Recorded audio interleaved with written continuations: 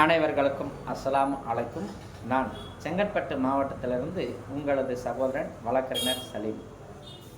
நமது செங்கல்பட்டு மாவட்டம் கல்பாக்கம் மற்றும் கூவத்தூரை அடுத்திருக்கக்கூடிய வேப்பஞ்சேரி என்ற கிராமத்தில் சுமார் 350 ஆண்டு காலத்திற்கும் மேற்பட்ட பழமையும் பாரம்பரியம் இருக்கக்கூடிய வேப்பஞ்சேரி தர்கா எனக்கூடிய தர்காவானது கடந்த 2024ஆம் ஆண்டு வாக்கிலேயே புதிய கிழக்கு கடற்கரை சாலை பணிகளுக்காக இந்த தர்காவுடைய மேற்கட்டிடம் அனைத்தும் இடித்து நிர்மூலமாக்கப்பட்டு விட்டது என்பதை நாம் அனைவரும் நன்கு அறிவோம்.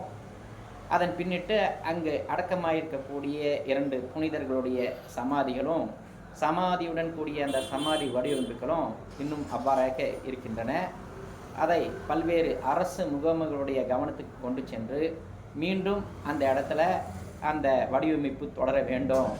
அந்த புனிதர்களுடைய சமாதிகளுக்கோ அருகில் இருக்கக்கூடிய அந்த இன்னொரு புனித சமாதிக்கோ எந்த விதமான சேதாரமும் ஏற்படக்கூடாது என்று பல்வேறு தரப்பினர்கள் பல்வேறு அரசு முகமையுடன் தொடர்ச்சியாக கோரிக்கை வைத்து கொண்டு வருகின்றார் என்பதும் நாம் அனைவரும் அறிந்தது. இந்த சூழ்நிலையில் புதிய கிழக்கு கடற்சாலையுடைய பணிகள் அந்த பகுதியிலேயே 95% முழுமையாக நிறைவேற்றப்பட்டு விட்டது. இப்பொழுது அந்த புனிதர்கள் 2 பேருடைய சமாதிகள் மட்டும்தான் நடுவில் வைக்கப்பட்டிருக்கின்றது. சுற்றிலும் புதிய ஈசிஆர் சாலை கட்டமைக்கப்பட்டு தார் ஓட்டி ரோடுகளும் போட்டு ஒரு இடத்தில் வாகனங்களும் செல்கின்றன.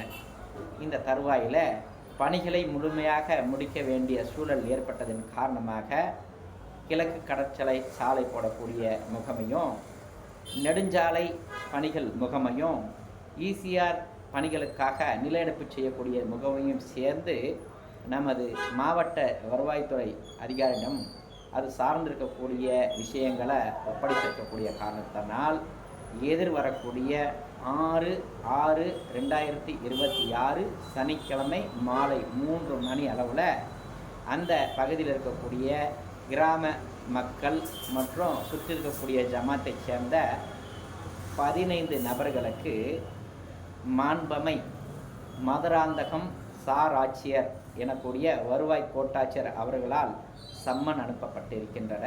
அந்த சம்மன் வாயிலாக நாம் அறிந்து கொள்வது என்னவென்றால், மேற்படி தர்கா சாலை பணிகளுக்கு இடையூறாக இருக்கிறது என்றும் அந்த சமாதிகளை அப்புறப்படுத்துவது சம்பந்தமாகவும் அந்த சமாதியை மாற்று இடத்துல மாற்றி வைப்பது சம்பந்தமாகவும் அந்த சாலை பணிகளுக்கும் அந்த புனிதர்களோடு இருக்கக்கூடிய சமாதிகளுக்கும் இடையே ஏற்படக்கூடிய அந்த பிரச்சனைகளை இறுதி வடிவத்துக்கு கொண்டு வருவதற்காக ஒரு அமைதி பேச்சுவார்த்தை நடத்தப்பட இருக்கின்றதாகவும் அந்த அமைதி பேச்சுவார்த்தையில் இந்த சுற்று வட்டார பகுதியைச் சேர்ந்த அந்த 15 நபர்களுக்கு அழைப்பு எடுக்கப்பட்டிருக்கின்றது.